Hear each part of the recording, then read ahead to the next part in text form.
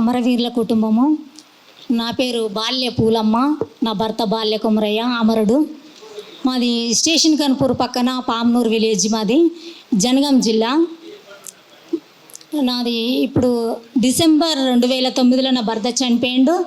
ఇప్పటి వరకు కూడా మాకు ఎటువంటి సహాయము ఈ టీఆర్ఎస్ ప్రభుత్వంలో అందలేదు, ఇప్పుడు కాంగ్రెస్ ప్రభుత్వంలో అందలేదు. అప్పటి నుంచి ఇప్పటి వరకు మా బాగోగులంటూ చూసుకుంటే ఈ పృథ్వీరాజు సారే మాకు చూసుకుంటుండు. ప్రతి మా కుటుంబంలో ఏ సమస్య వచ్చినా కూడా పరామర్శిస్తూ మరి పృథ్వీరాజు సారే మాకు సహకరిస్తూ మరి బాగోగులంటూ ఇప్పటి వరకు చూసుకుంటాడు. డిసెంబర్ 2009 నుంచి ఇప్పటి వరకు మరి నా కొడుకు కూడా మా కుటుంబాలను విచారించలేదు. మరి టీఆర్ఎస్ ప్రభుత్వం ఉన్నప్పుడు కూడా మరి కొద్ది 600 మందికి 570 మందికి 60 మందికో ఇచ్చి చేతులు దులుపుకొని 1200 మందికి మేము మరి ఆర్థిక సహాయం అందించినాము. ఆ కుటుంబాల వాళ్ళకి మేము ఆదుకున్నామని టీఆర్ఎస్ ప్రభుత్వం, కేసీఆర్ ప్రభుత్వం చెప్పుకున్నారు. కానీ అది కరెక్ట్ కాదు. ఇప్పుడు మరి కాంగ్రెస్ ప్రభుత్వం కూడా మేము గెలవంగానే మేము 6 గ్యారంటీలు అమలు చేసినాము. మరి అమరవీరుల కుటుంబాలను మేము ఫస్ట్ విడతలోనే నేను గెలవంగానే ఫస్ట్ మాట మేము కుటుంబాల వాళ్ళని ఆదుకుంటామని రేవంత్ రెడ్డి గారు మరి మాకు మాట ఇచ్చి ఇప్పటి వరకు కూడా 2.5 సంవత్సరాలు అయినా కూడా మమ్మల్ని ఇప్పటి వరకు పరామర్శించింది లేదు, మా కుటుంబాలను గుర్తు చేసింది లేదు. మరి ఈ మిగతా 600 కుటుంబాలు వాళ్ళని ఇప్పటి వరకు మరి నాకు తెలిసింది నేనే నిదర్శనం. ఎందుకంటే పృథ్వీరాజు సార్ గారు ఇప్పటి వరకు ఈ 1200 మందికి ఏదో విధంగా, ఏ కుటుంబానికైనా ఏదో విధంగా ఈ 1200 మందికి సహాయం చేస్తూనే ఉన్నాడు. తన సాయశక్తిలా తన సొంత ఆస్తులు అమ్ముకొని కూడా ప్రతి ఒక్క కుటుంబానికి మాకు కిరాణా షాప్ పెట్టించిండు. చాలా మందికి అట్లా సహకరించిండు. కొందరికి అనారోగ్యంతో ఉంటే కూడా ఆపరేషన్లు చేయించిండు. ప్రతి కుటుంబానికి 1200 మందికి సహాయం చేస్తూనే ఉన్నాడు ఇప్పటి వరకు కూడా. అప్పుడు 69లో చనిపోయిన తొలి దశ ఉద్యమకారులకు కూడా వాళ్ళకు కూడా పింఛన్లు ఇప్పటి వరకు ఇస్తూనే ఉన్నాడు, పింఛన్ల రూపంలో. మరి ఇట్లా చేస్తూ ఉన్న సార్ గారి మీద ఇట్లా అబండాలు వేయడము మరి ఆంధ్ర పాలకులకు ఇది కరెక్ట్ కాదని నేను హెచ్చరిస్తున్నాను ఈ సభాముఖంగా. ఎందుకంటే మరి ఈ ఆంధ్ర పాలకులు మరి మా కుటుంబాల వాళ్ళకి ఏమైనా సహాయం చేసిండ్లా? తెలంగాణను దోసుకొని తిన్నది కాక తరిమినాక కూడా ఇంకేమన్నా తెలంగాణ ప్రజల మీద ఎందుకు ఈ ఆరోపణలు చేస్తున్నారని నేను హెచ్చరిస్తున్నా.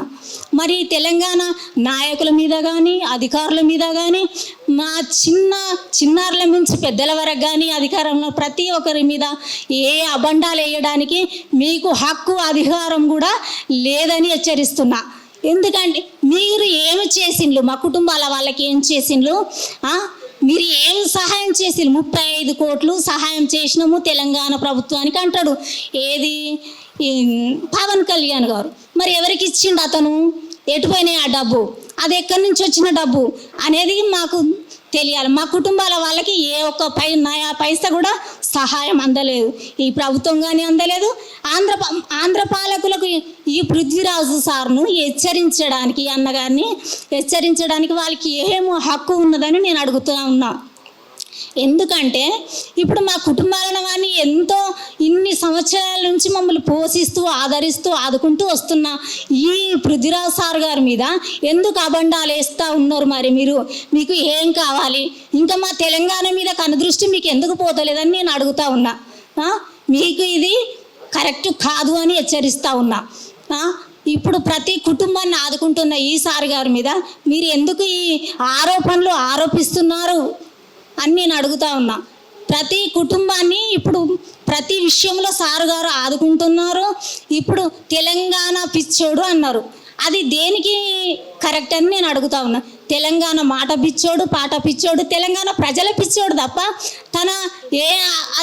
తన ఏ అన్యాయం ఎవరికి తలపెట్టలేదు కదా, ఏ ప్రభుత్వానికి తలపెట్టలేదు, ఎవరిని కూడా హెచ్చరించలేదు. తన వంతు సహాయం, తన వంతు న్యాయము ఈ తెలంగాణ ప్రజల అమరుల కుటుంబాల పేరు మీద, అమరుల సమాధుల మీద వచ్చిన ఈ తెలంగాణను తెలంగాణను ఈ అన్యాయంగా ఇప్పుడు ఈ తెలంగాణ వచ్చింది కరెక్టే, కానీ తెలంగాణ వచ్చి ఎవరికి న్యాయం జరిగింది నాకు అర్థమైతలేదు. అసలుకి ఎవరికి న్యాయం జరిగింది? ఎక్కడ వేసిన గొంగళ ఎక్కడనే ఉంది. ఎవరికి ఏ జాబులు ఇచ్చింది, ఎవరికి ఏ హక్కులు ఇచ్చిందని నేను అడుగుతా ఉన్నా. అంత దోసుకునే ప్రభుత్వం దోసుకొని పోయిందంటే ఈ ఉన్న ప్రభుత్వం కూడా ఇలానే ప్రవర్తిస్తుంది. అసలు ఇది ఎక్కడి న్యాయము? అంటే ఓట్లకు సీట్లకు నోట్లకే అమ్ముడు పోయినట్టున్నది. అంత సీట్లు ఓట్లే కావాలి, కానీ మరి ప్రభుత్వానికి ఏం న్యాయం చేయాలి, ప్రజలకి ఏం న్యాయం చేయాలి అని నిర్వర్తించి ఒక నిదానంగా నిదర్శంగా మరి ఒక సభాముఖంగా ఈ గుర్తింపే లేనప్పుడు ఈ ప్రభుత్వం ఏం పరిపాలన చేస్తుందని నేను హెచ్చరిస్తూ ఉన్నా. ప్రతి ఒక్క కుటుంబానికి చదువుకునే ఎంతో విద్యార్థులు ఉన్నారు, పిహెచ్డి ఎంఎస్సి అన్ని ప్రతి ఒక్కరు కూడా చదువుకున్న విద్యార్థులు ఎందరో ఉన్నారు. ఎవరికే ఉద్యోగం ఇచ్చినవయ్యా రేవంత్ రెడ్డి గారు? ఎవరికే ఉద్యోగం ఇచ్చి ఎవరికి ఏం సహాయం చేసినా మా కుటుంబాల వాళ్ళని ఎప్పుడు నువ్వు గుర్తించేది? ఇంకా 2.5 సంవత్సరాలు అయిపోతూనే ఉన్నది. ఇంకా 2 సంవత్సరాలు అయితే నువ్వు అయిపోతుంది నీ పెత్తనం. ఇక నువ్వు ఎన్నడూ మమ్మల్ని గుర్తించేదని నేను అడుగుతా ఉన్నా. నువ్వు గుర్తించలేను. నువ్వు పెత్తనం చేస్తే ఎంత, చేయకుంటే ఎంత? ప్రజలను మోసం చేసి ఈ ప్రభుత్వాలను డబ్బు లేదు అంటున్నావు. తెలంగాణ డబ్బు అంతా ఫ్యాక్టరీలో అటు ఇటు ఉన్న డబ్బు అంతా ఎటు పోతుంది? అసలు ఎక్కడ పోతుంది డబ్బు? ఎవరికి సహాయం చేస్తున్నావు నువ్వు అని నేను అడుగుతా ఉన్నా. మా కుటుంబాలను నువ్వు గుర్తించాలని నేను చెప్తా ఉన్నా. ఈ సహాయం చేసిన ఈ పెద్ద మనిషిని, ఈ పృథ్వీరాజ్ సార్ని పట్టుకొని నువ్వు ఏం ఈ పవన్ కళ్యాణ్ అంటాడు, ఈయన ఏం చూసినావయ్యా నువ్వు అసలు ఏం చూసినావు పృథ్వీరాజ్ సార్ది?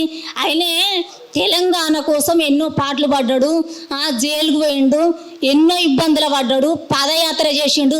భూపాలపల్లి నుంచి తొర్రూరు వరకు పాదయాత్ర చేసిండు, హైదరాబాద్ వరకు పాదయాత్ర చేసిండు. ఎన్నోసార్లు పాదయాత్రల మీద పాదయాత్రలు చేస్తూ ఆయన కడుపు కట్టుకొని ఆయన ప్రజల వెంట ఉంటూ ప్రజల మధ్యలో ఉంటూ ప్రతి నినాదం చేస్తూ ఆయన ఇప్పటి వరకు కూడా తెలంగాణ కోసమే మాట్లాడుతుండు. న్యాయంగా మాట్లాడినోడు తెలంగాణలో ఉండకూడదా? న్యాయంగా మాట్లాడిన వాళ్ళు మరి ఏ పని చేయకూడదా? న్యాయంగా వాదించితే నీకేం నొప్పి అవుతుంది అసలు? పవన్ కళ్యాణ్ గారు నేను హెచ్చరిస్తా ఉన్నా, తెలంగాణ నా ప్రజల మీద నువ్వు కన్ను పెట్టినా, నువ్వు ఏ మాట మాట్లాడినా కూడా నీకు సరైన గుణపాఠం చెప్పాల్సి ఉంటుంది. మేము కుటుంబాల వాళ్ళమే ఉన్నాము. మరి ఈ సార్ ఒక్కరే ఉన్నారు అనుకోకు, పృథ్వీరాజ్ గారు సార్ వెనుక మేము అందరం ఉన్నాము. సార్ మాకు ఎంతగానో మా కుటుంబాలను ఆదుకున్నాడు. నువ్వెవరయ్యా సార్ని అనడానికి? మాకు సహకరించిన సార్ని అనడానికి నువ్వెవరు అసలు? నీకేం హక్కు ఉందని నా తెలంగాణ న్యాయకర్త మీద నువ్వు న్యాయంగా వాదించి తెలంగాణ కోసం పోరాటం చేసిన సమరయోధుడి మీద నువ్వేం మాట్లాడుతున్నావు అసలు? నీవు చిల్లర ఆటలు ఆడుతూ చిల్లర పాటలు పాడుతూ సంపాదించిన డబ్బుతో జనాల మీద గుప్పి నువ్వు ముఖ్యమంత్రి అయిన ఆంధ్రాలో. మరి నువ్వు ముఖ్యమంత్రి అని నీ ఆంధ్రాను చూసుకోవడానికే నీకు లేదు. నా తెలంగాణలో అభివృద్ధిని చూస్తే నువ్వు ఆంధ్రాలో చేస్తున్నావు. నీ స్వతహాగా ఏం చేసినావు అక్కడ ఆంధ్రాలో? నా తెలంగాణ అభివృద్ధిని ఇక్కడ చేస్తున్న పనులను ప్రతి విషయంలో ఇక్కడ చూసే నువ్వు అక్కడ చేస్తున్నావు. నీ స్వతహాగా అక్కడ ఆంధ్రాలో ఏం చేసినావయ్యా? ఏం అభివృద్ధి చేసినావు? నా తెలంగాణ అభివృద్ధిని, నా తెలంగాణ తెలివిని ఉపయోగిస్తూ ఈ పనులు చూసే నువ్వు అక్కడ చేస్తాను. నీ స్వతహాగా చేసింది ఏది అయ్యా అని నేను అడుగుతా ఉన్నా. ఏం చేసినావు అసలు నువ్వు? నీకు మా తెలంగాణ తెచ్చుకున్నాక తెలంగాణ ఆంధ్ర విడిపోతే 11 రోజులు ఉపవాసం ఉండి నీకు బాధ అయిందా? దోసుకున్న కాడికి జాలలేదా? నా ప్రజలను మించింది ఇంకా జాలలేదా? ఇంకా మా ఊళ్ళో చనిపోతే తెలంగాణ సమాధుల మీద వారి శవాల మీద తెలంగాణ వచ్చింది. తెలంగాణ వచ్చిన న్యాయం జరుగుతలేదని మా తెలంగాణలో మేము మాట్లాడుకుంటుంటే నీకేమి ఇబ్బంది కలుగుతుందని నేను మాట్లాడుతూ ఉన్నా.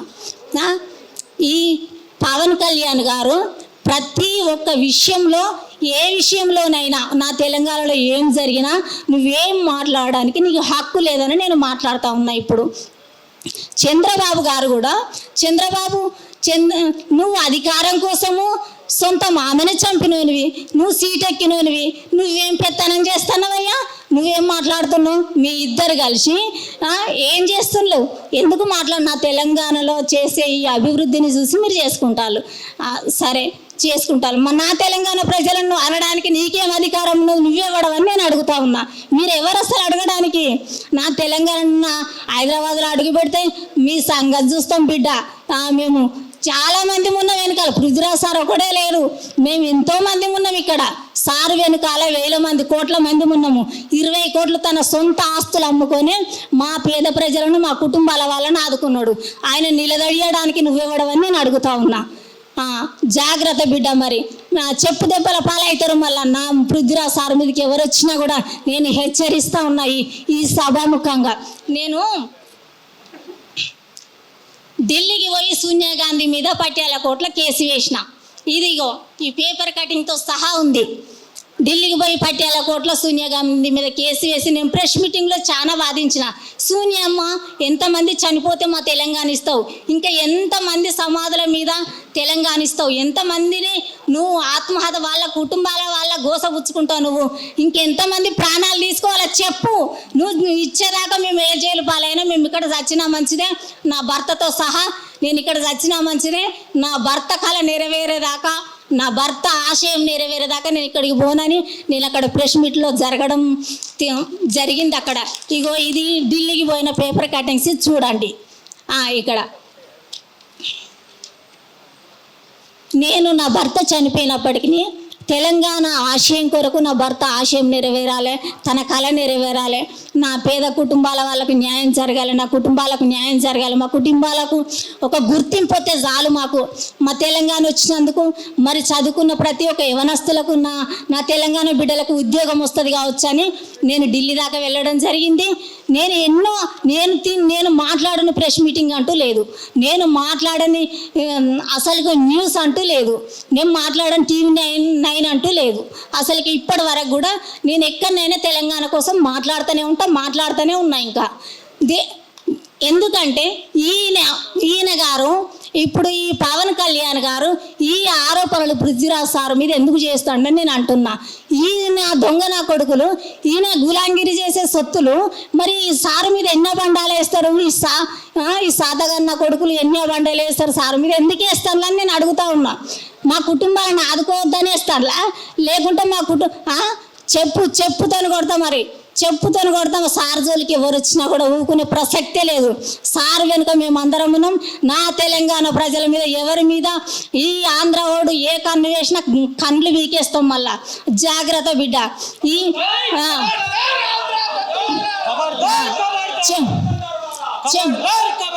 చెప్పుతోని కొట్టడం జరుగుతుంది, ఖచ్చితంగా చెప్పుతోని కొట్టడం జరుగుతుంది. నా తెలంగాణ ప్రజల మీదకి వచ్చినా, నా తెలంగాణ వచ్చినా జరుగుతుంది ఖచ్చితంగా.